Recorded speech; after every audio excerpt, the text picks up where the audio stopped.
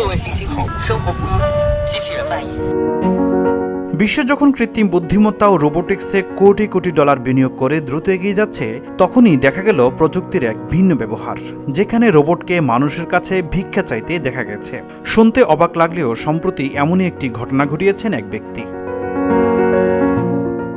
ভিডিওতে দেখা যায় রোবটটি ফুটপাতে দাঁড়িয়ে হাত নাড়ার মতো ভঙ্গিতে পথচারীদের দৃষ্টি আকর্ষণ করছে। পাশে থাকা একটি স্ক্রিনে লেখা ছিল বিদ্যুৎ বিলের জন্য ভিক্ষা, সঙ্গে অনুদান দেওয়ার জন্য একটি কিউআর কোড প্রদর্শিত হয়।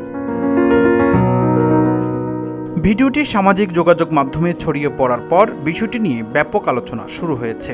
তবে এটি কোনো শিল্প প্রকল্প, বিপণন কৌশল নাকি ব্যক্তিগত প্রদর্শনীর অংশ ছিল তা এখনও স্পষ্ট নয়। 11 জুন ধারণ করা ভিডিওটি চীনের চেংডুর ব্যস্ত সড়কের বলে জানা গেছে।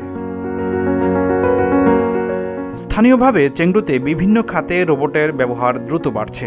পরিবহন, পর্যটন, শিক্ষা, পুলিশি কাজ সহ নগর পরিষেবায় রোবটের বাস্তব প্রয়োগ ও পরীক্ষা চালানো হচ্ছে।